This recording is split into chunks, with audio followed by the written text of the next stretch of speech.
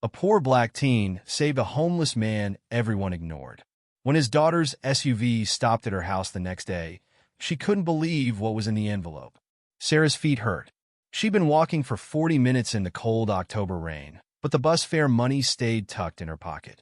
$3.50 that would go toward tonight's dinner instead.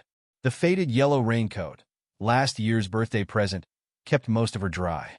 Water dripped from its fraying edges onto her worn sneakers. She adjusted her backpack, heavy with borrowed textbooks, and kept moving through Boston's busy streets. A silver Mercedes SUV splashed through a puddle beside her.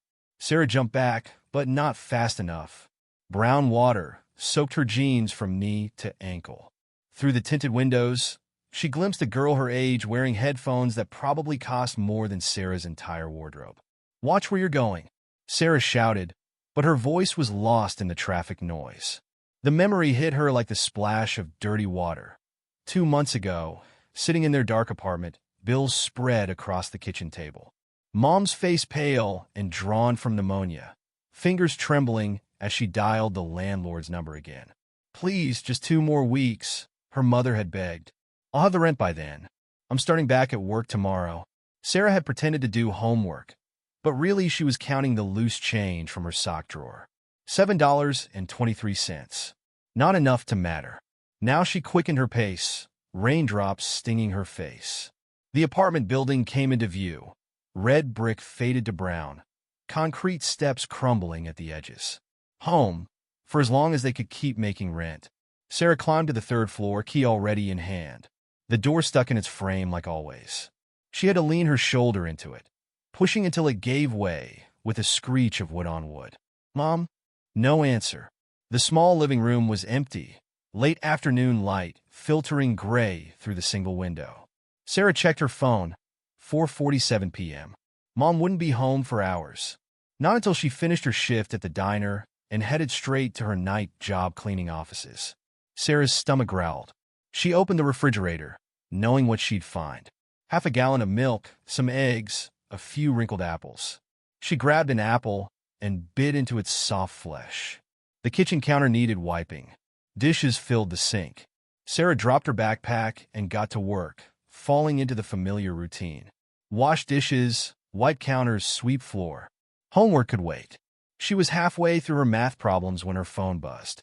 A text from Mom. "Running late. Dinner in fridge. Love you." Sarah typed back, "Love you too. Be safe." She opened the refrigerator again and found the Tupperware container she'd missed earlier. Leftover spaghetti from yesterday. She ate standing at the counter, twirling cold noodles around her fork, staring at the water stains spreading across the ceiling.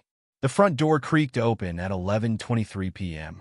Sarah looked up from her history textbook as her mother shuffled in, still wearing her blue diner uniform under her thin jacket. "Baby, why are you still up? You have school tomorrow." Her mother's voice was hoarse with exhaustion. "Had to finish this chapter." Sarah closed the book. "There's hot tea on the stove." Her mother's shoulders slumped in relief. "You're an angel." She poured herself a cup with shaking hands and sank onto the sagging couch. "How was your day?" "Fine. Normal." Sarah watched her mother's eyes drift closed. "The history test went okay." "That's good, baby. That's really—" The words trailed off into slow, heavy breathing. Sarah waited a few minutes, then gently took the half-full teacup from her mother's loose grip. She pulled the worn Afghan from the back of the couch and tucked it around her mother's shoulders. In her own tiny bedroom, Sarah laid out her clothes for tomorrow. Jeans, t-shirt, hoodie, yellow raincoat. She plotted her walking route in her head, down Commonwealth Avenue, cut through the public garden, past the fancy shops on Newberry Street. It would take about an hour, but that was $3.50 saved. Every little bit counted.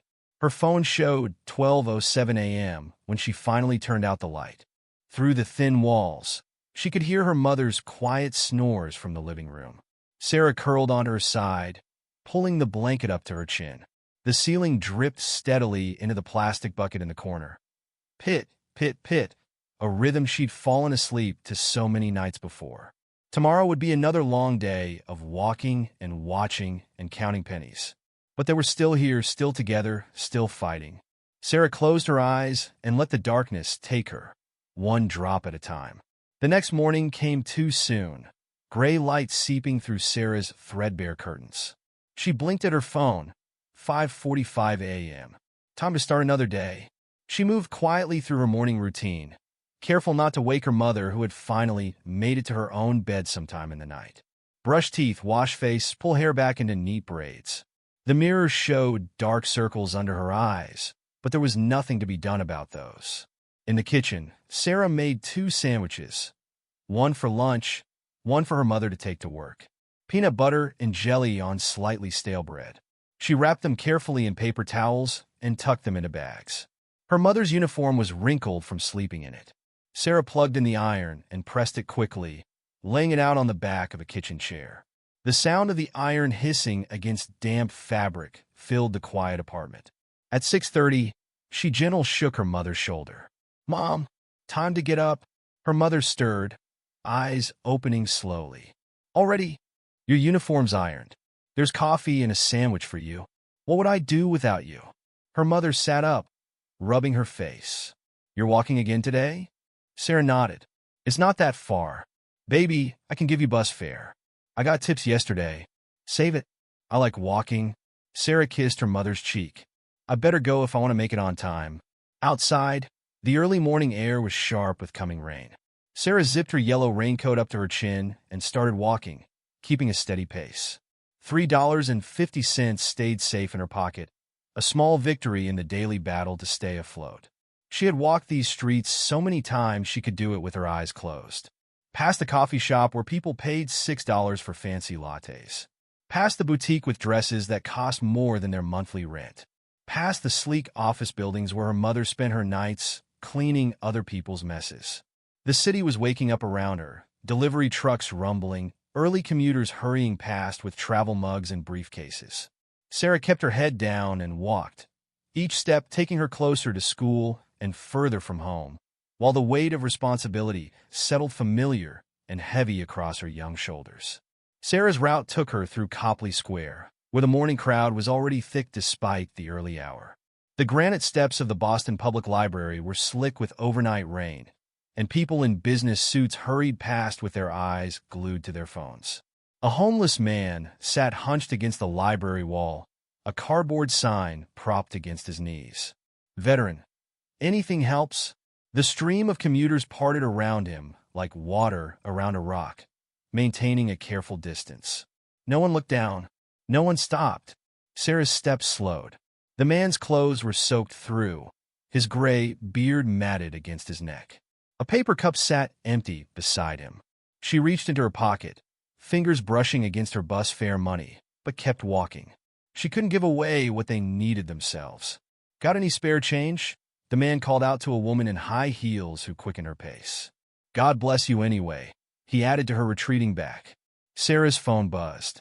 The screen, spiderwebbed with cracks, showed a text from her mother. "Found $5 in tip jar from last night. Get the bus home if it's still raining."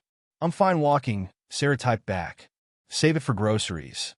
She tucked the phone away and kept moving, weaving through the crowd. More people were filling the square now. Office workers with expensive briefcases, tourists with cameras, students wearing university hoodies that cost more than her entire outfit. Near the Trinity Church, another homeless person had set up camp. This one was older, maybe 70, with white hair and weathered skin. He sat on a flattened cardboard box, carefully arranging newspapers in front of him. Unlike the veteran, he wasn't asking for anything.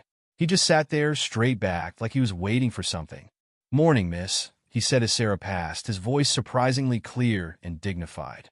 She nodded back before she could catch herself. The man smiled, revealing missing teeth, but his eyes were kind. "Paper for 50 cents? He asked, holding one out. "Yesterday's news, but the crossword's still fresh." Sarah shook her head. "Sorry." "No worries, young lady. Stay dry out there." She was 10 steps past him when she heard the first muttered comments from a group of teenagers ahead. "Gross. Why do they let these people hang around here? Mom says not to make eye contact. They might be dangerous. Somebody should call the cops or something." Sarah's hands clenched in her raincoat pockets. She thought of her mother's words from last year, when they'd nearly lost their apartment. We're all just one bad month away from being out there ourselves. The teenagers moved on, laughing about something on their phones. Sarah checked her own device, 7:15 a.m. Still plenty of time before school. She found a dry spot under the library's overhang and watched the morning scene unfold. A businessman in an expensive suit walked past the veteran, accidentally dropping a $5 bill. The homeless man called out, "Sir, you dropped something," but his voice was lost in the crowd noise. He looked at the money for a long moment, then slowly reached out and picked it up. Instead of pocketing it, he stood on shaky legs and tried to catch up to the businessman. "Sir, your money." People moved away from him quickly, some clutching their bags closer. A security guard started walking in his direction. The homeless veteran finally gave up, shoulders slumping, and returned to his spot. He placed a $5 bill in his cup and sat down heavily. Sarah felt something twist in her chest. She'd seen this scene play out countless times. The averted eyes, the quickened steps, the suspicious glances. The way people could look right through someone like they weren't even there. Near the church, the older man with the newspapers was having a quiet conversation with a pigeon that had landed near his cardboard mat. "You're looking dapper today, sir," she heard him say to the bird, "although your cravat is slightly askew." A woman walking past pulled her daughter closer. "Don't look at him, honey. Keep walking." The girl, maybe 7 years old, asked loudly, "Why is that man talking to birds, Mommy?" "He's not well, sweetie. Just keep walking." The old man's face didn't change, but his shoulders hunched slightly. He straightened his newspapers with careful hands and continued his conversation with the pigeon in a lower voice. Sarah's phone buzzed again. Her mother, "Double shift at diner today. Left casserole in fridge. Don't wait up." She typed back quickly, "Okay. Love you." Then, after a moment, "Be careful." The morning crowd was thinning now as people disappeared into office buildings and coffee shops. Sarah watched a barista come out and shoo the veteran away from his spot near their door. He gathered his few belongings with shaking hands and limped away, leaving his cardboard sign behind. The old man with the newspapers noticed too. When the veteran passed near him, he held out a paper. "Here, brother. Stay informed." The veteran took it with a nod of thanks and continued on his way, disappearing around a corner. The paper would probably be used for insulation tonight, stuffed inside a jacket or laid under a blanket. Sarah checked her phone again. 7:45 a.m. Time to head to school. As she stepped out from under the overhang, fat raindrops began to fall. She zipped her yellow raincoat higher and pulled up the hood. The old man was still arranging his newspapers, now covering them with a piece of plastic. His movements were careful, deliberate, like each paper was precious. Which, Sarah realized, they probably were the difference between eating and not eating today. Thunder rumbled overhead. The few remaining people in the square hurried faster, opening umbrellas or ducking into doorways. Sarah started walking toward school, but something made her look back. The old man was struggling to keep his newspapers dry as the wind picked up. His plastic sheet kept blowing away, and his fingers trembled as he tried to hold it down. No one stopped to help. No one even seemed to notice. Sarah hesitated, one hand on her backpack strap. She was going to be late if she didn't get moving. The rain was falling harder now, drumming against her yellow raincoat. She took one step toward school, then stopped again. The old man had managed to save most of his papers, but he was soaked through. He sat there in the increasing rain, straight-backed and dignified, while people hurried past with their eyes carefully turned away. Sarah's mother's words echoed in her head. One bad month. She looked at her phone one more time. 7:52 a.m. If she ran, she might still make it to first period on time. Thunder cracked again, closer this time. The storm was moving in fast. Sarah watched as the old man tried to stand, his legs stiff from sitting so long on the wet ground. His newspapers were getting soaked despite the plastic covering. She took a deep breath, feeling the weight of the bus fare money in her pocket. $3.50 wouldn't make much difference to him, but maybe a few minutes of her time would. The rain pounded harder as Sarah stood there, trying to decide. Around her, the last few people in the square disappeared into buildings or cars, leaving only the old man and his slowly disintegrating newspapers. And Sarah, in her yellow raincoat, watching as the storm rolled in. She was still standing there when it happened, the moment that would change everything. The old man's eyes rolled back, his body going slack. Sarah saw him start to fall before anyone else even noticed he was there. The newspapers scattered in the wind as the man collapsed onto the wet pavement. And Sarah, without thinking, took her first step forward into the storm. The rain hammered against the pavement as Sarah ran toward the fallen man. Her sneakers splashed through puddles, socks getting soaked despite her careful steps earlier. The newspapers were scattered now, turning to pulp in the downpour. "Sir?" She knelt beside him, her yellow raincoat dripping. "Can you hear me?" The old man's eyes were closed, his face gray. Up close, she could see the deep lines around his mouth, the patched elbows of his worn jacket. His chest rose and fell in shallow breaths. A businessman walked past, umbrella held high. Sarah looked up at him. "Please, he needs help." The man glanced at them, then quickened his pace. Sarah watched him go, disbelief turning her stomach cold. "Someone call an ambulance," she shouted at the passing crowd. People shifted away, eyes down, headphones in. A woman pulled her children closer as they hurried past. Sarah's hands shook as she pulled out her cracked phone. The screen lit up with drops of rain hitting it. She dialed 911, pressing the phone to her ear. 911, what's your emergency?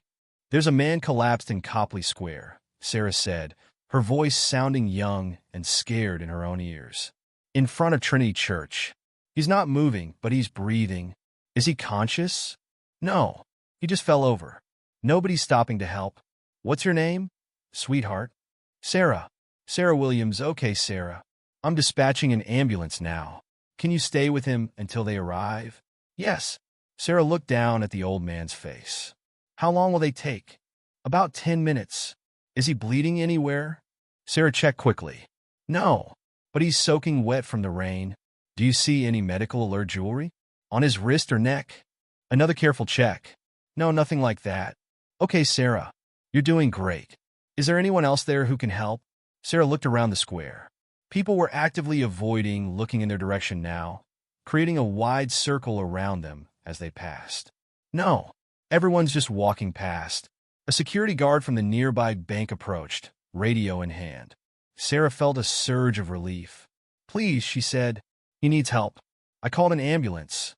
The guard kept his distance, looking down at them. "Yeah, that's probably Thompson. Local vagrant. Probably drunk again." "He's not drunk." Sarah's voice cracked. "He's sick or something. Please help." The guard sighed. "Look, kid, you should probably just go. These people are usually looking for attention. The EMTs know how to handle them." He walked away, speaking into his radio. Sarah watched him go, tears mixing with rain on her face. "Hello? Sarah?" The 911 operator was still there. "Are you okay?" "Yes."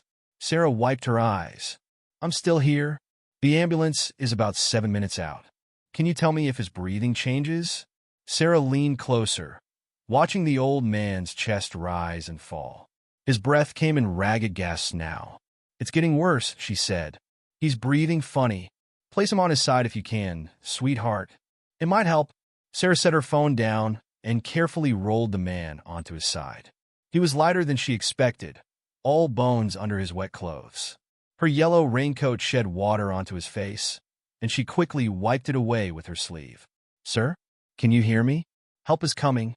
His eyelids fluttered but didn't open. His lips were taking on a bluish tinge. Sarah grabbed her phone again. "His lips are turning blue." "The ambulance is 5 minutes away," the operator said calmly. "Keep talking to him. Let him know he's not alone." A small crowd had gathered at a distance, watching with morbid curiosity, but not approaching. Sarah heard whispers. "Is he dead? Should someone do something? Where are the police?" "My name's Sarah," she said to the old man, ignoring the onlookers. "I see you here every morning with your newspapers. You're always kind to everyone, even when they ignore you." His breathing hitched, then stopped. Sarah's heart lurched. "He's not breathing," she shouted into the phone. "The ambulance is turning on a Boylston Street now," the operator said. "Do you know CPR?" "No, Sarah's voice broke. "Please hurry." The old man's chest suddenly heaved as he drew in a rasping breath. Sarah nearly cried with relief. "He's breathing again." Sirens wailed in the distance, getting closer. Sarah shrugged off her yellow raincoat and draped it over the man, trying to shield him from the rain. His clothes were soaked through, his white hair plastered to his skull. "Hold on," she whispered. "Just hold on." The ambulance pulled into the square, lights flashing. 2 EMTs jumped out, carrying equipment. They reached Sarah and the old man in seconds. "Good job, kid," one said, kneeling beside them. "We'll take it from here." Sarah stood up on shaky legs, backing away to give them room. She watched as they checked his vital signs and lifted him onto a stretcher. Her yellow raincoat went with him, still draped across his chest. "Is he going to be okay?" she asked. "Looks like a cardiac event," the EMT said, attaching monitors. "Good thing you called when you did. A few more minutes." He didn't finish the sentence. They loaded the stretcher into the ambulance quickly, efficiently. Sarah stood in the rain, her school clothes soaked through now without her raincoat. "Want to ride along?" the EMT asked. "You did good. Staying with him?" Sarah looked at her phone. 8:45 a.m. She was already late for school, but her mother would worry if she didn't show up. "Which hospital are you taking him to?" "Mass General." Sarah nodded. "I'll check on him after school." The ambulance doors closed, and the vehicle pulled away, sirens wailing.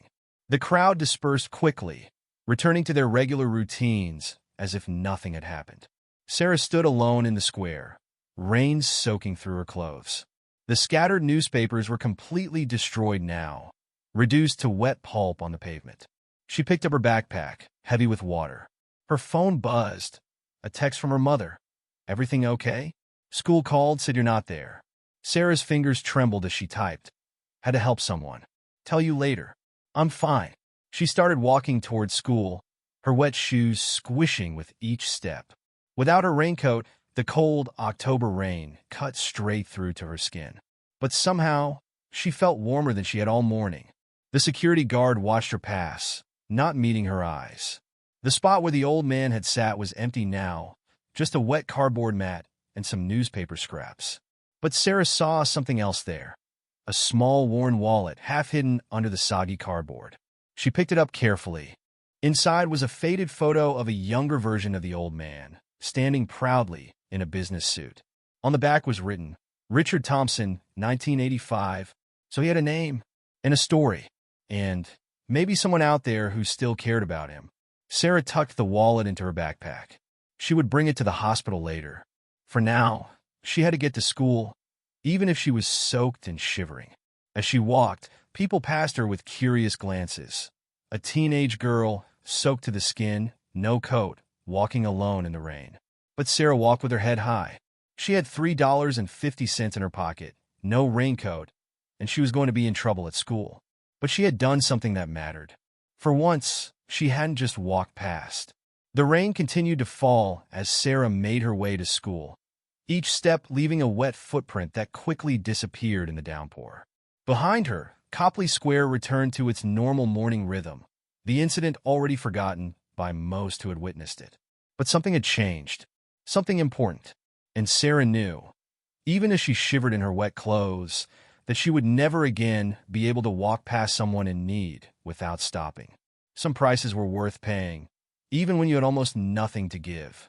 Sarah sat in the school office, dripping water onto the plastic chair. The secretary kept glancing at her over wire-rimmed glasses, probably wondering why a student was sitting there looking like she'd jumped into Boston Harbor. "Miss Williams?" The principal, Mrs. Martinez, stood in her doorway. "Come in, please." Sarah squeezed water from her braids before standing, conscious of the puddle she was leaving behind. Her wet socks squished with each step. The principal's office was warm, at least. Sarah's wet clothes stuck to her skin as she sat down. "You missed your first 2 classes," Mrs. Martinez said, looking at her computer screen. "The attendance office called your mother." "I know. I texted her." Sarah's voice came out hoarse. "There was an emergency." What kind of emergency makes a student show up to school 2 hours late and soaking wet? Sarah swallowed hard. There was a man in Copley Square. He collapsed. Nobody was helping him. Mrs. Martinez's expression softened slightly. "Did you call an ambulance?" "Yes." They took him to Mass General. Sarah wrapped her arms around herself, trying to stop shivering. I stayed with him until they came. Where's your coat? The yellow one you always wear? I put it over him. He was so cold. Sarah's teeth chattered. It went with him in the ambulance. Mrs. Martinez studied her for a long moment, then picked up her phone. Janet, can you bring us some towels from the gym? And see if the lost and found has a spare sweatshirt. 5 minutes later, Sarah sat wrapped in a faded school hoodie, her hair turbaned in a gym towel. Her wet clothes still clung uncomfortably, but at least she'd stopped shaking. I'm calling your mother, Mrs. Martinez said. You should go home and change. No. Sarah sat up straighter. Please. She's working a double shift. I don't want to worry her. You could catch pneumonia. I'll be fine. My clothes will dry. Mrs. Martinez sighed. At least let me excuse your morning absences. But next time there's an emergency, call 911 and let the professionals handle it. Sarah thought of the security guard walking away, of all the professionals who had passed by without stopping. Yes, ma'am. The hallways were empty when she left the office. Everyone was in third period now. Sarah squeezed more water from her braids and headed to class, her wet sneakers squeaking on the linoleum. In chemistry, Jasmine leaned over from the next lab station. Girl, what happened to you? Got caught in the rain? In the rain? You look like you went swimming with your clothes on. Sarah focused on copying the equation from the board. Just dropped my umbrella. But you always wear that yellow raincoat. Not today. Her phone buzzed in her pocket. Another text from her mother.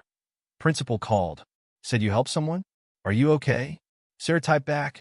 I'm fine. Tell you everything later. Don't worry. The rest of the morning passed in a damp blur. Her jeans dried stiff and uncomfortable. The borrowed hoodie was 2 sizes too big, the sleeves hanging past her fingertips. But at least she was warm. During lunch, she sat alone in her usual corner of the cafeteria. The wallet she found felt heavy in her backpack. She pulled it out, studying the old photo again. Richard Thompson looked different in 1985. Younger, obviously, but also proud. Standing straight in his business suit, slight smile on his face. What had happened in the years between this photo and this morning? She opened the wallet's other compartments. No money, no credit cards. Just an expired driver's license and a folded piece of paper. Sarah carefully unfolded it. A newspaper clipping from 15 years ago. The headline read, Local business owner loses all in market crash. The article was short. Richard Thompson, owner of Thompson's Fine Books, forced to close after 30 years in business. The photo showed him standing in front of an empty storefront, boxes of books being loaded into a truck. Sarah's hands shook as she folded the clipping back into the wallet. One bad month, her mother had said. One bad month was all it took. Her phone buzzed again. Unknown number. This is Mass General ER. Patient Richard Thompson asking for the girl in the yellow raincoat who helped him. Please call if you can. Sarah checked the time. Still 2 hours of school left. She thought about Mr. Thompson waking up alone in the hospital, probably confused and scared. The wallet weighed heavy in her hands. She stood up, decision made. The principal's office was empty now, but the secretary was still there. I need to leave early, Sarah said. Family emergency. The secretary peered at her over those wire-rimmed glasses. Does your mother know? Yes. The lie tasted bitter. She said it's okay. I'll need to call and confirm. Please? Sarah's voice cracked. Someone needs help. Like this morning. Please. Maybe it was the borrowed hoodie, or her still damp clothes, or something in her voice. The secretary studied her for a long moment, then sighed. I'll mark it as a medical absence. But don't make a habit of this. Thank you. Sarah was already backing toward the door. Thank you so much. Outside, the rain had finally stopped. Sarah checked her phone. She had $3.50 for the bus, the exact fare to Mass General. No money for the ride back, but that was a problem for later. The bus was nearly empty this time of day. Sarah sat by the window, the wallet secure in her backpack, watching the city roll past. They crossed the river into Cambridge, the hospital's massive complex coming into view. Her phone buzzed. Mom again. Getting worried. Please call when you can. Sarah's thumb hovered over the call button. But what would she say? That she'd skipped school to visit a homeless man in the hospital? That she'd given away her raincoat and lied to the school secretary? Still in class, she typed instead, call you after. The The bus stopped at the hospital's main entrance. Sarah took a deep breath and stepped off, clutching her backpack strapped tight. The emergency department waiting room was crowded and smelled of antiseptic. Sarah approached the front desk, suddenly aware of how she must look. Wet clothes, borrowed hoodie, hair still damp. "I'm looking for Richard Thompson?" He was brought in this morning from Copley Square. The nurse typed something into her computer. "Are you family?" "No, I'm the one who called the ambulance." "He asked for me?" Another long look, probably wondering what a teenage girl was doing visiting a homeless man. But the nurse nodded. "Bay 3. 10 minutes only." Sarah followed the signs down a fluorescent-lit hallway. Medical equipment beeped and whirred. Someone was crying behind a curtain. Bay 3's curtain was partially open. Mr. Thompson lay on the narrow bed, an IV in his arm and monitors attached to his chest. He looked smaller somehow, without his layers of street clothes. "Mr. Thompson?" Sarah stepped into the bay. "It's Sarah. From this morning?" His eyes opened slowly, focusing on her. The girl with the yellow coat. "Yes, sir." She moved closer to the bed. "How are you feeling?" "Like I got hit by a truck." His voice was weak but clear. "They say I had a heart attack. Would have died if you hadn't stayed." Sarah shifted uncomfortably. "Anyone would have helped?" "No." He coughed roughly. "They wouldn't. I've been invisible on those streets for 10 years. You were the first person to really see me." Tears pricked at Sarah's eyes. She reached into her backpack. "I found your wallet." After the ambulance left, his hands trembled as he took it. "Didn't even know I dropped it." He opened it slowly, looking at the old photo. "Long time ago. I saw the article. About your bookstore. Everything I had." He closed the wallet carefully. One bad investment, one market crash. Lost the store, then the house. Wife left. Daughter stopped speaking to me. Sarah thought of her own mother, working 2 jobs, fighting to keep them off the streets. "I'm sorry." "Not your fault, child." He tried to sit up straighter, wincing. "Where's your coat? You're all wet." "It's okay. It went with you in the ambulance. You must be freezing." Sarah shrugged. "I borrowed a sweatshirt at school. They're keeping me here a few days." He gestured at the monitors. "Tests and such. Would you come back? Maybe bring a newspaper." "Of course." Sarah smiled. "Tomorrow after school?" He nodded, eyes already drooping.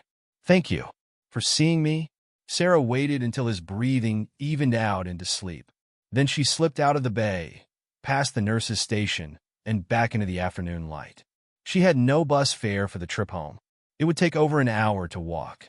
Her clothes were still damp. Her mother was worried, and she'd probably be in trouble for lying to the school. But none of that seemed to matter. She started walking, the borrowed hoodie keeping her warm enough, thinking about visibility and invisibility, and how sometimes the smallest actions could make the biggest difference. Her phone buzzed again in her pocket. She didn't check it. Some explanations would have to wait. Sarah's feet had blisters by the time she got home. The walk from Mass General had taken nearly 2 hours, and the borrowed hoodie was damp with sweat. She climbed the apartment stairs slowly, dreading the conversation ahead. Her mother sat at the kitchen table, still in her diner uniform. 2 cups of tea steamed in front of her. "Sit down," she said quietly. Sarah dropped her backpack and sank into the chair. Her mother pushed one of the tea cups toward her. "Start at the beginning." Sarah wrapped her hands around the warm cup. "There was this man in Copley Square. He sells newspapers there every morning. The one who collapsed? You heard? It was on the local news." Her mother's voice was carefully neutral. "They mentioned a teenage girl who helped. Didn't say who." Sarah stared into her tea. "He was dying, Mom. Nobody would stop. They all just walked past. So you stopped?" "I had to." Sarah's voice cracked. "They said a few more minutes, and he would have." Her mother reached across the table and took her hand. "Baby, I'm proud of you for helping. But you can't skip school. You can't lie to me." "I know. I'm sorry." Sarah squeezed her mother's hand. "But I want to see him at the hospital after school." "He was all alone." "Is that where you've been? Walking back from Mass General?" Sarah nodded. Her mother sighed. 2 hours on foot? Why didn't you take the bus?" "I gave my bus money to the hospital cafeteria. To buy him dinner." "Sarah, he hadn't eaten all day, Mom. Hospitals said they're keeping him for tests, but they looked at him different when they realized he was homeless. Like he wasn't worth the same care." Her mother was quiet for a long moment. What's his name? Richard Thompson. He used to own a bookstore before the market crash in '08. Lost everything. One bad month, her mother murmured. That's what I thought of too. Sarah took a sip of tea. He has a daughter somewhere. They don't talk anymore. Her mother stood up and went to the kitchen counter. She came back with a small envelope. Found this in the tip jar today. $40. She slid it across the table. For a new raincoat. Mom, no. You need that money. You need a coat. Winter's coming. I can wear extra layers. Save it for bills. Her mother's eyes filled with tears. When did you get so grown? Sarah got up and hugged her mother tight, breathing in the familiar mix of coffee and diner grease. I learned from the best. You're still grounded for lying. But her mother's voice was soft. No more skipping school? What about visiting Mr. Thompson? I promised I'd bring him a newspaper tomorrow. Her mother pulled back and studied her face. After school only. And you take the bus, both ways. I'll give you fare. Mom, no arguments. And I want you to call me when you get there and when you leave. Sarah nodded. Yes, ma'am. Now go shower and change. These clothes are still damp. In her room, Sarah peeled off the borrowed hoodie and her stiff jeans. Her phone had 3 missed calls from unknown numbers. Probably the hospital.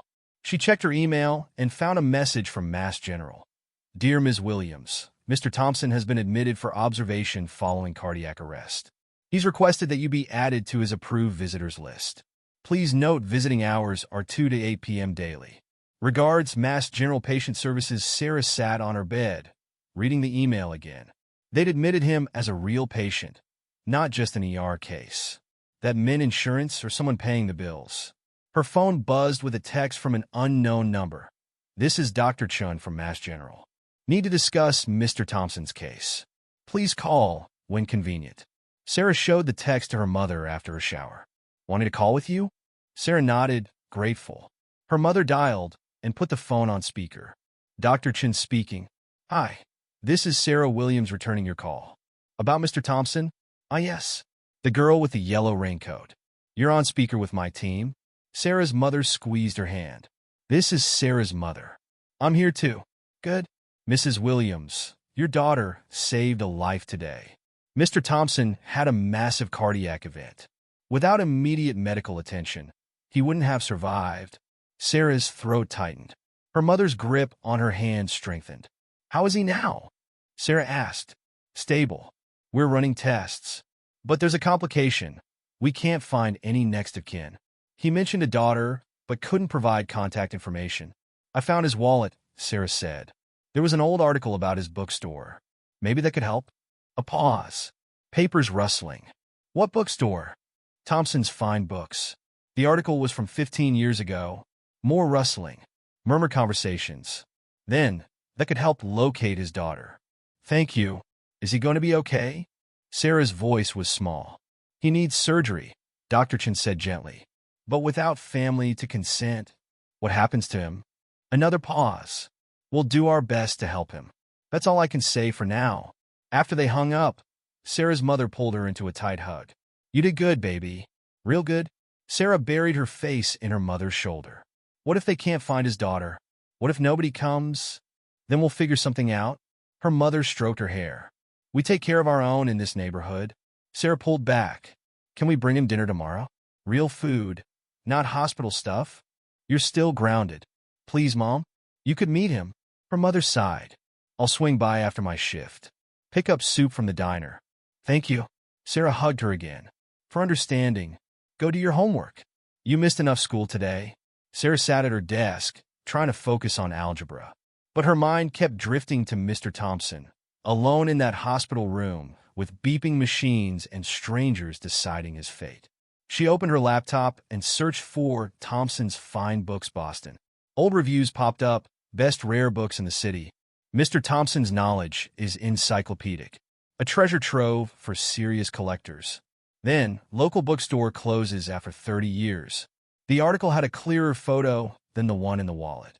Mr. Thompson, standing proudly in front of tall shelves packed with leather-bound books. Next to him, a young woman with the same steady gaze. The caption read, Richard Thompson and daughter Margaret at Thompson's Fine Books, 2005. Sarah grabbed her phone and called Dr. Chin's number. "I found her name," she said when he answered. "Margaret Thompson. There's a photo from 2005. "That helps," he said. "We'll start searching." "Thank you, Sarah." She fell asleep that night, still wearing the borrowed hoodie, her wet clothes hanging in the bathroom. Outside her window, sirens wailed in the distance. Another ambulance, another emergency, another life hanging in the balance. But somewhere in Mass General, Mr. Thompson was sleeping too, machines monitoring his heart, doctors searching for his daughter. He wasn't invisible anymore. Sarah's own heart felt too big for her chest, aching with hope and worry and the weight of doing what was right. Tomorrow she would bring him a newspaper, maybe read him the headlines. Let him know someone saw him, someone cared. Her mother looked in on her way to bed, adjusting the blanket over Sarah's sleeping form. "Proud of you, baby," she whispered. "So proud." In the morning, Sarah would wake up to texts from the hospital, updates about Mr. Thompson's condition. She would dig through her sock drawer for loose change, counting out bus fare. She would wear the borrowed hoodie again, grateful for its warmth. But for now, she slept, dreaming of bookstores and daughters and second chances. While somewhere in the city, doctors searched for a woman named Margaret who might not want to be found. The hospital corridors felt less intimidating the second time around. Sarah clutched a paper bag from Joe's Diner in one hand and yesterday's newspaper in the other. Her mother walked beside her, still in her work uniform. "Bay for 12, Sarah said, checking the text from Dr. Chin. They moved him up from the ER. The elevator smelled of disinfectant. Sarah watched the numbers climb. 1, 2, 3, 4. "You're sure about this?" her mother asked. "He needs somebody, Mom." The doors opened onto a quieter floor. No rushing nurses here. No crying behind curtains. Just the steady beep of monitors and the squeak of soft-soled shoes. Mr. Thompson's room was at the end of the hall. The door was open, and Sarah could hear voices inside. A doctor talking about treatment options. Without bypass surgery, the blockage will only get worse. A man's voice, probably Dr. Chin. "But we need family consent." "I understand." Mr. Thompson's voice was stronger today. "Keep looking for Margaret." Sarah knocked softly on the doorframe. Mr. Thompson's face lit up when he saw her. "Sarah, Aunt, this is my mom," Sarah said, stepping into the room. "She brought you soup from the diner." Linda Williams, her mother, moved forward, hand extended. "Heard you've had quite a week." Mr. Thompson shook her hand, his eyes bright. "Your daughter saved my life. She's good at helping people." Her mother sat in the visitor's chair, even when it means giving away her favorite raincoat. "I'm so sorry about that." Mr. Thompson looked genuinely distressed. "They must have thrown it away in the ER. It's just a coat." Sarah set the soup and newspaper on his tray table. "How are you feeling?" "Better. Still tired." He picked up the newspaper with trembling hands. The crossword untouched. "Perfect." Dr. Chin cleared his throat. "I'll check back later. Remember what we discussed about the surgery?" After he left, Sarah's mother opened the soup container and plastic spoon. "Chicken noodle. Best cure for anything." Mr. Thompson's hands shook too much to hold the spoon steady. Without a word, Sarah sat on the edge of the bed and held the container for him. "Tell me about your bookstore," she said as he ate. "The article said you specialized in rare books." His eyes brightened. "First editions, signed copies. Had customers from all over the country." "Sounds wonderful," Sarah's mother said. "It was. Started it right after college. Built it up over 30 years.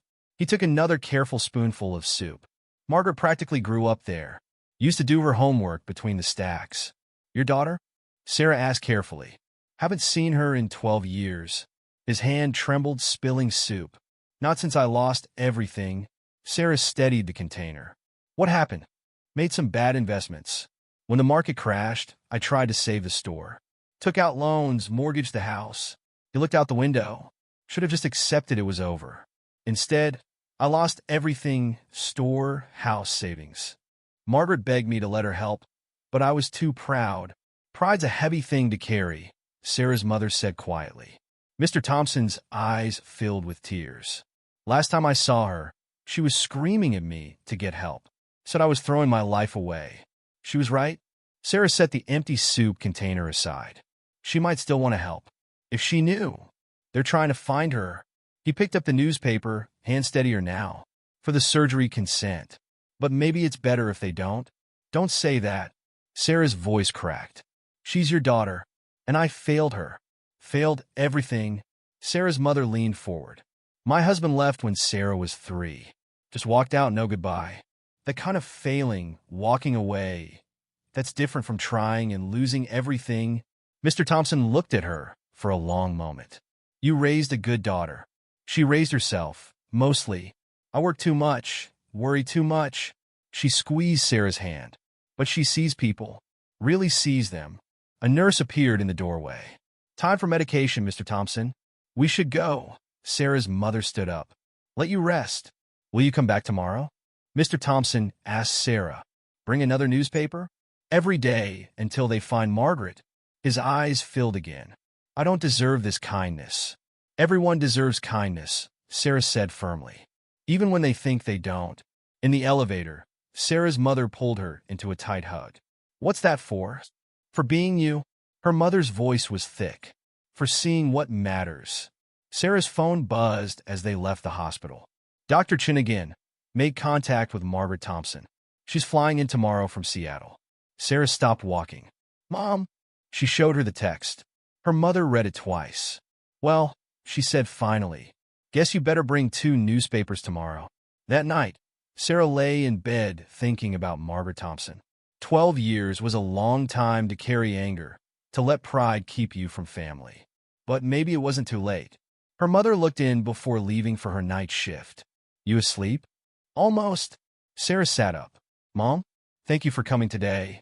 Get some rest. Big day tomorrow.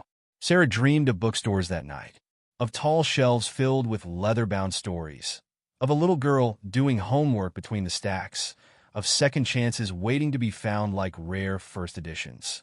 Morning came too soon. Sarah dressed quickly, checking her phone. No new messages from the hospital. The borrowed hoodie was clean now, still too big but comfortable. Sarah zipped it up and headed for the door. Her mother's envelope sat on the kitchen table with a note. For the bus and newspapers. Proud of you. Love, Mom. Sarah counted out the money. Enough for fare both ways and 2 papers. She tucked it carefully in her pocket and started walking. The morning crowd in Copley Square felt different now. Sarah noticed things she'd missed before. A woman sharing her muffin with a homeless veteran. A businessman stopping to help someone pick up dropped papers. Small acts of seeing that happened every day if you knew where to look. The spot where Mr. Thompson had collapsed was empty now, his cardboard mat and newspapers long gone. But something had changed here, some invisible thread connecting past to present to future. Sarah bought 2 newspapers from a street vendor, making sure the crosswords were untouched. Then she boarded the bus to Mass General, holding the papers carefully on her lap. Her phone buzzed halfway there. Margaret arrived early. In with her father now. He's crying. Thank you, Sarah. Dr. Chin. Sarah pressed her forehead against the cool bus window, her own tears blurring the city's streets sliding past. Sometimes the smallest actions cause the biggest ripples. Sometimes all it took was one person stopping, one moment of seeing, one chance to build a bridge back home. The newspapers crinkled in her lap. Tomorrow's headlines already written. Yesterday's stories waiting to be read. Crossword puzzles ready to be solved by steady hands. Sarah watched Boston roll past and thought about families finding their way back together, one word at a time, one step at a time, one act of kindness at a time. The hospital came into view, its windows reflecting the morning sun. Somewhere inside, a father and daughter were rebuilding 12 years of silence. And Sarah, who had started it all with one simple choice to stop and help, was heading there now with newspapers and hope and the understanding that sometimes the biggest changes started with the smallest moments of being seen. Sarah hesitated outside room 412. Through the half-open door, she heard voices, one familiar, one not. The surgery's scheduled for tomorrow morning. A woman's voice, educated, confident. Dr. Chin says your chances are good. Margaret. Mr. Thompson's voice broke on the name. You didn't have to come? Yes, I did. As soon as they told me you were... A pause. Why didn't you call me? All these years... Sarah started to back away from the door. This wasn't her moment to witness. Sarah. Mr. Thompson had seen her. Please come in. She stepped into the room, clutching the newspapers. A tall woman in expensive clothes stood by the bed, Mr. Thompson's features in a younger face. The same steady gaze from the old photograph. Margaret, this is Sarah. The girl who saved your life. Margaret crossed the room in 3 quick steps and hugged Sarah tight. Thank you. Thank you so much. Sarah stood stiff with surprise. The newspapers crushed between them. Margaret's perfume smelled expensive, like the shops on Newberry Street. I brought the crossword, Sarah said when Margaret released her. 2 copies, actually. She visits every day, Mr. Thompson said. Brings newspapers and hope. Margaret wiped her eyes. Sit, please. I want to hear everything. Sarah perched on the edge of the visitor's chair. There's not much to tell. I just saw him fall. Call the ambulance. The hospital said you stayed with him. Gave him your coat. It was raining. Margaret's eyes filled again. Most people would have walked past. They did, Sarah said quietly. Everyone did. Silence filled the room, broken only by the steady beep of monitors. Mr. Thompson reached for the newspapers with trembling hands. 2 crosswords today. I thought. Sarah glanced at Margaret. Maybe you both might want to. We used to do them together, Margaret said softly. In the bookstore. Sunday mornings before opening. I remember every minute. Mr. Thompson's voice shook. I'm so sorry, Margaret. For everything. Dad. Sarah stood up. I should go. Let you talk. No, stay. Margaret touched her arm. Please. I want to know more about you. About how you found Dad. So Sarah sat back down and told them everything. The morning walks to save bus fare, the familiar faces in Copley Square, the moment she saw Mr. Thompson collapse. I knew him from his newspapers, she explained. He was always kind, even when people ignored him. How long? Margaret asked her father. How long were you out there? Few years. He wouldn't meet her eyes. After the shelter closed? Jesus, Dad. Margaret pressed her hands to her face. I looked for you. Hired investigators. I didn't want to be found. Not like that. Sarah studied her shoes, feeling like an intruder. But Margaret asked more questions. About school, about Sarah's mother, about their life in the neighborhood. Single mom? Margaret's voice was gentle. Must be hard. We manage. Sarah lifted her chin. Mom works 2 jobs. We take care of each other, like you took care of my father. He needed help. That's all. A knock at the door. Dr. Chun with pre-surgery forms. Sarah stood up again. I really should go. Wait. Margaret grabbed her purse. Let me drive you home. Oh no, I can take the bus. Please. It's the least I can do. Sarah looked at Mr. Thompson. He nodded slightly. I'll be back tomorrow, she promised. After the surgery, bring a newspaper, he said. And Sarah? Thank you. For everything. In the hospital parking lot, a black SUV chirped as Margaret pressed the key fob. Sarah climbed into the passenger seat, aware of her worn jeans and borrowed hoodie against the leather upholstery. Where to? Sarah gave her address. Margaret typed it into the GPS, even though it was a straight shot down Mass Avenue. They rode in silence for a few blocks. Then Margaret said, he could have died out there, alone on the street, but he didn't. Because of you. Margaret's hands tightened on the steering wheel. A 13-year-old girl did what I couldn't do in 12 years. You didn't know where he was. I stopped looking. Margaret's voice cracked. After 3 years, I just stopped. Told myself he didn't want to be found. Sarah thought of her own father, who had walked away and never looked back. Sometimes people don't want to be found, but sometimes they do. They just don't know how to ask. They turned onto Sarah's street. Margaret slowed, looking at the rundown buildings. You walk to school from here? It's not that far. In the rain? The cold? Sarah shrugged. Bus fare adds up. Margaret parked in front of Sarah's building. She stared at the crumbling steps, the graffiti-tagged walls. My father said you found his wallet. Saw the article about the bookstore. In your picture. From 2005. I was 22. Just finished college. Margaret's voice was distant. Dad wanted me to take over the store eventually. Had it all planned out. What happened? Market crash.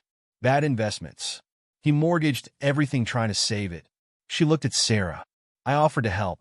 Had a good job in publishing, some savings. But he was too proud. Mom says pride's expensive. Your mom sounds smart. Margaret reached for her purse. Let me? No. Sarah's voice was firm. I don't want money, but you helped him. Save his life. That's not why I did it. Margaret's hands fell into her lap.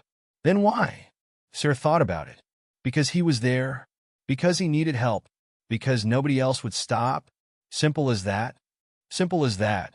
They sat in silence, watching a group of kids play basketball with a milk crate nailed to a telephone pole. The surgery's at 8 tomorrow, Margaret said finally. Will you come? I have school. After then? Do you want you there? Sarah nodded. I'll bring a newspaper. Sarah. Margaret turned to face her. Thank you. Not just for saving him, for seeing him, for giving him back his dignity. Everyone deserves to be seen. Sarah climbed out of the SUV, adjusting her backpack. Through the tinted windows, she saw Margaret wipe her eyes. The SUV stayed parked until Sarah reached her apartment door. She waved once before going inside. Her mother was at the kitchen table, still in her diner uniform. That was some fancy car outside. Margaret Thompson, Mr. Thompson's daughter. Sarah dropped her backpack. She wanted to drive me home. Everything okay at the hospital? Surgery tomorrow morning. Sarah sat down heavily. She found a mom. After 12 years, her mother reached across the table and took her hand. Because of you, baby. I just called an ambulance. You did more than that. You showed them both how to see each other again. Sarah squeezed her mother's hand, thinking of Margaret's tear-stained face, of Mr. Thompson's voice breaking on his daughter's name. Think they'll be okay? Time will tell. Her mother stood up, but they got a chance now. Sometimes that's all people need. Sarah's phone buzzed. A text from an unknown number. This is Margaret. Thank you again. For everything. Will you really come tomorrow? Sarah typed back. After school. With a newspaper. Her mother read the exchange over her shoulder. Proud of you, baby. Sarah leaned back against her mother's solid warmth, thinking about pride and second chances and the cost of being seen. Outside, the SUV's engine started. Sarah watched from the window as it pulled away, carrying Margaret back to the hospital, back to her father, back to a future neither of them had imagined possible just days ago. Tomorrow would bring surgery and worry and hope. But tonight, in a hospital room across the city, a father and daughter were probably bent over a crossword puzzle, finding their way back to each other one word at a time. Sarah touched the window glass, leaving a small fingerprint. Sometimes the biggest changes started with the smallest moments. Sometimes all it took was one person willing to stop, to see, to care. Her mother's hand settled warm on her shoulder. Time for homework, she said softly. Tomorrow's another big day. The clock on Sarah's classroom wall seemed frozen at 2:45 p.m. Anyone would have helped? No. He coughed roughly. They wouldn't. I've been invisible on those streets for 10 years. You were the first person to really see me. Tears pricked at Sarah's eyes. She reached into her backpack. I found your wallet. After the ambulance left, his hands trembled as he took it. Didn't even know I dropped it. He opened it slowly, looking at the old photo. Long time ago. I saw the article. About your bookstore. Everything I had. He closed the wallet carefully. One bad investment, one market crash. Lost the store, then the house. Wife left. Daughter stopped speaking to me. Sarah thought of her own mother, working 2 jobs, fighting to keep them off the streets. I'm sorry. Not your fault, child. He tried to sit up straighter, wincing. Where's your coat? You're all wet. It's okay. It went with you in the ambulance. You must be freezing. Sarah shrugged. I borrowed a sweatshirt at school. They're keeping me here a few days. He gestured at the monitors. Tests and such. Would you come back? Maybe bring a newspaper. Of course. Sarah smiled. Tomorrow after school? He nodded, eyes already drooping. Thank you. For seeing me? Sarah waited until his breathing evened out into sleep. Then she slipped out of the bay, past the nurse's station, and back into the afternoon light. She had no bus fare for the trip home. It would take over an hour to walk. Her clothes were still damp, her mother was worried, and she'd probably be in trouble for lying to the school. But none of that seemed to matter. She started walking, the borrowed hoodie keeping her warm enough, thinking about visibility and invisibility, and how sometimes the smallest actions could make the biggest difference. Her phone buzzed again in her pocket. She didn't check it. Some explanations would have to wait. Sarah's feet had blisters by the time she got home. The walk from Mass General had taken nearly 2 hours, and the borrowed hoodie was damp with sweat. She climbed the apartment stairs slowly, dreading the conversation ahead. Her mother sat at the kitchen table, still in her diner uniform. 2 cups of tea steamed in front of her. "Sit down," she said quietly. Sarah dropped her backpack and sank into the chair. Her mother pushed one of the teacups toward her. "Start at the beginning."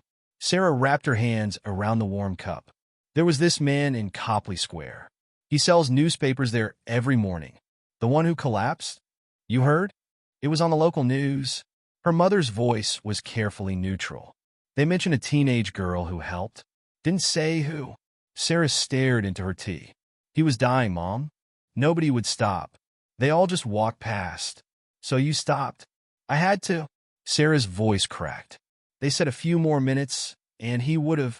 Her mother reached across the table and took her hand. "Baby, I'm proud of you for helping. But you can't skip school. You can't lie to me." "I know. I'm sorry." Sarah squeezed her mother's hand. "But I want to see him at the hospital after school." "He was all alone? Is that where you've been? Walking back from Mass General?" Sarah nodded. Her mother sighed. 2 hours on foot? Why didn't you take the bus?" "I gave my bus money to the hospital cafeteria. To buy him dinner." "Sarah, he hadn't eaten all day, Mom. Hospital said they're keeping him for tests, but they looked at him different when they realized he was homeless. Like he wasn't worth the same care." Her mother was quiet for a long moment. "What's his name?" "Richard Thompson. He used to own a bookstore before the market crash in '08. Lost everything. One bad month," her mother murmured. "That's what I thought of too." Sarah took a sip of tea. "He has a daughter somewhere. They don't talk anymore." Her mother stood up and went to the kitchen counter. She came back with a small envelope. "Found this in the tip jar today. $40. She slid it across the table. "For a new raincoat." "Mom, no. You need that money. You need a coat. Winter's coming. I can wear extra layers. Save it for bills." Her mother's eyes filled with tears. "When did you get so grown?" Sarah got up and hugged her mother tight, breathing in the familiar mix of coffee and diner grease. "Thank you," he said softly. "For everything. Get stronger," Sarah told him. "You've got a bookstore to open." Outside, the evening air was crisp with autumn. Sarah waited at the bus stop, the envelope secure in her backpack. Her phone buzzed. "Mom, everything okay at hospital?" "Yes. Coming home now. Something to show you." The bus ride felt different, knowing she wouldn't have to count pennies for fare anymore. But it wasn't about the money. It was about being seen, about family, blood, and chosen, about second chances and new beginnings. Her mother was waiting at their apartment door. "Margaret came by while you were at the hospital," she said, hugging Sarah. "Told me everything. You knew about the letter? Helped her write it?"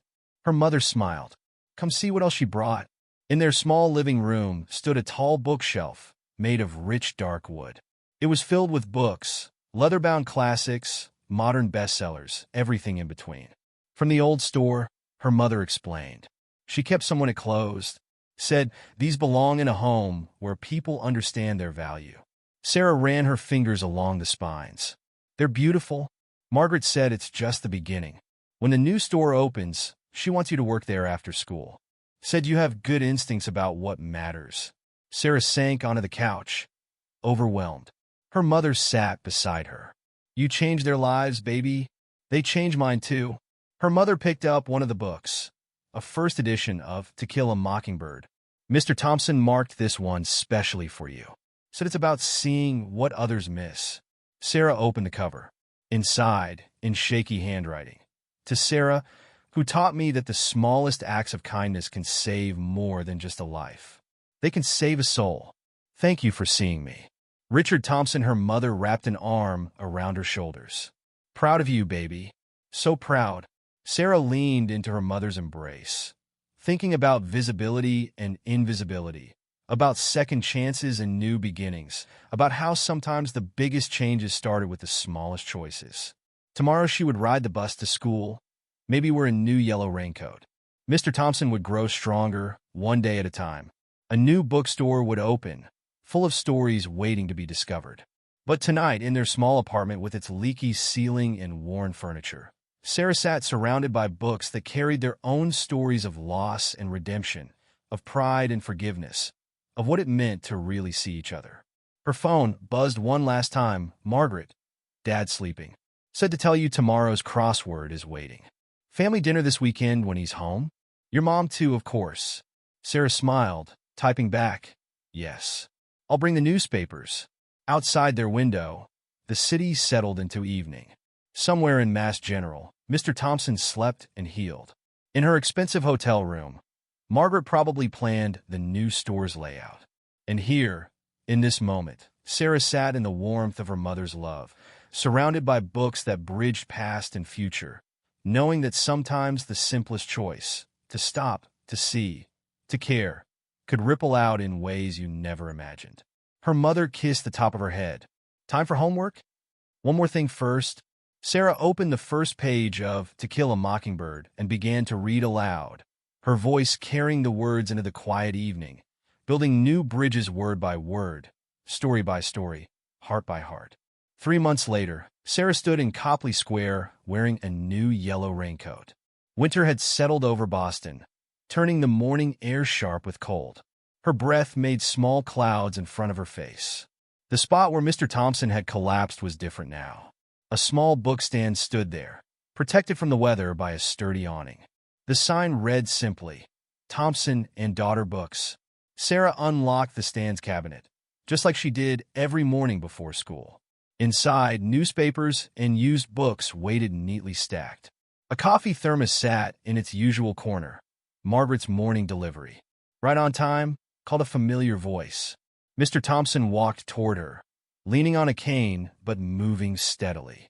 His coat was new, his shoes sturdy against the winter cold. The hospital stay had put weight back on his frame, and regular meals had brought color to his face. Morning, Mr. T. Sarah poured him coffee in the lid cup. How's the chest today? Better every day.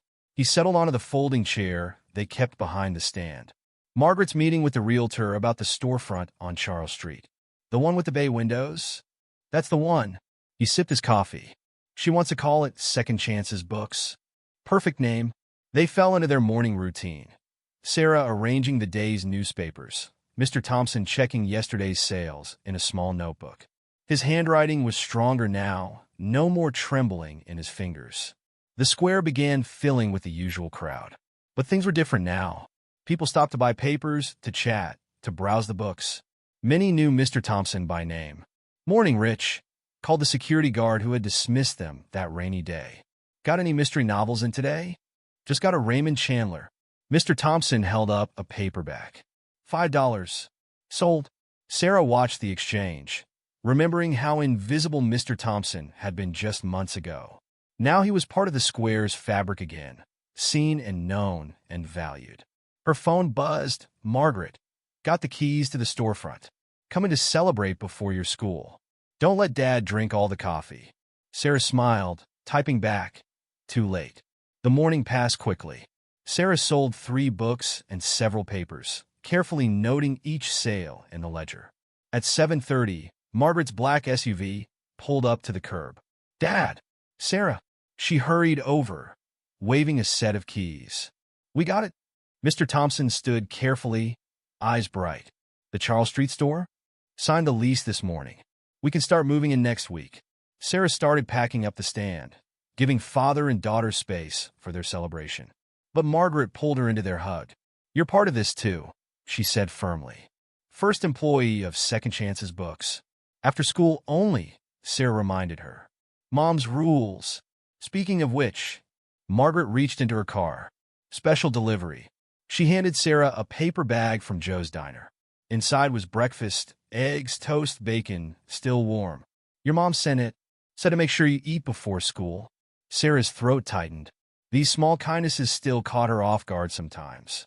They shared breakfast at the stand, planning the new store's layout. Mr. Thompson wanted floor-to-ceiling shelves like his old shop. Margaret talked about a children's reading corner, maybe weekend story times. We'll need a good crossword section, Sarah said. Mr. Thompson squeezed her hand. Already ordered one. Right by the front window. At 8:15, Sarah packed up for school. No long walk today. The bus would be there in 5 minutes. See you this afternoon? Margaret asked. Dad's teaching me the sales ledger system. Wouldn't miss it. Sarah hugged them both goodbye.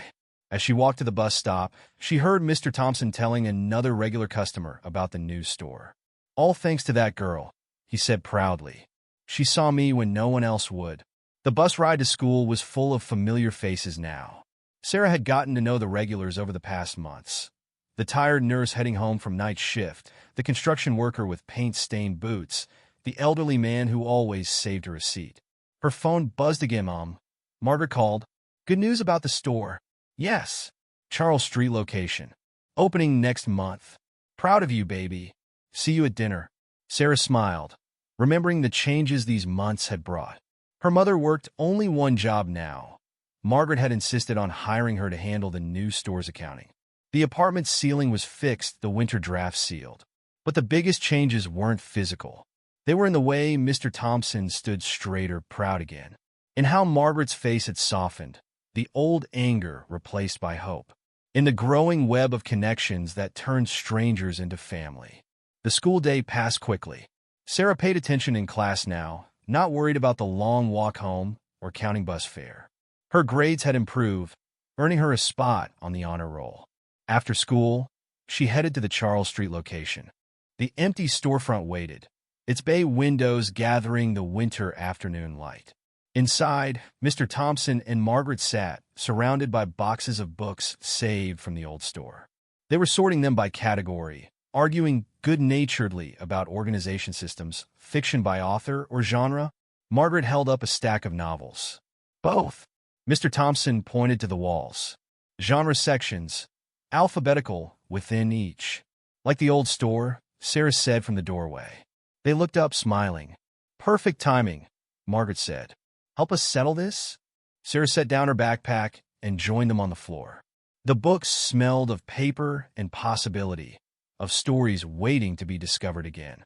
They worked until dinner time, sorting books and sharing plans. Mr. Thompson told stories about the old store, his voice strong and clear. Margaret added her own memories. Childhood afternoons doing homework between the shelves, learning to love stories from watching her father share them. Sarah's phone buzzed, her mother, coming by with dinner. Joe made extra soup. 20 minutes later, they sat in a circle on the empty store's floor, sharing soup and bread from the diner. Sarah looked around at these people who had become her second family. Mr. Thompson caught her eye. Penny for your thoughts? Just thinking about that morning. In the rain, when you saved my life? When I saw you? Sarah tore a piece of bread. Really saw you? You saved more than his life, Margaret said softly. You saved us both. You saved me too, Sarah's mother added. Showed me what I taught you mattered. Mr. Thompson reached for his cane, standing carefully. He walked to one of the boxes and pulled out a package wrapped in brown paper. Been saving this for the right moment. Sarah unwrapped it slowly. Inside was a leather-bound book, a first edition of Great Expectations. First book I ever sold, Mr. Thompson said. Kept it when the old store closed. Now it belongs here, in the new beginning. Sarah opened the cover. On the first page for signatures. For Sarah, who taught us all how to see what matters. Richard Thompson to my sister in all but blood, who brought our family back together. Margaret Thompson to my daughter, who makes me proud every day. Linda Williams, and for everyone still waiting to be seen. May they find their way here. Sarah traced the words with her finger, feeling the weight of the moment. Ready to write the next chapter? Margaret asked. Sarah looked around the empty store that would soon be full of books and readers and second chances. At Mr. Thompson, standing tall with his cane forgotten against the wall. At Margaret, the old sorrow in her eyes replaced by joy. At her mother, no longer exhausted by endless shifts. Ready, she said. Outside, the winter evenings settled over Boston. People hurried past the bay windows, some stopping to peer at the coming soon sign. Inside, for people sat surrounded by books and empty shelves and possibilities, sharing soup and stories and the warmth of belonging. Sarah's new yellow raincoat hung by the door, ready for tomorrow morning's walk to the bookstand. But it wasn't just a coat anymore. It was a reminder that sometimes the smallest choice, to stop, to see, to care, could change everything. Mr. Thompson pulled out the day's newspaper, turning to the crossword. Anyone have a pen? They worked on it together, their voices mixing with the winter evening sounds of the city. For people who had been strangers 3 months ago, now bound together by one moment of seeing, of stopping, of choosing to help. Sarah wrote in the final answer, family. It fit perfectly.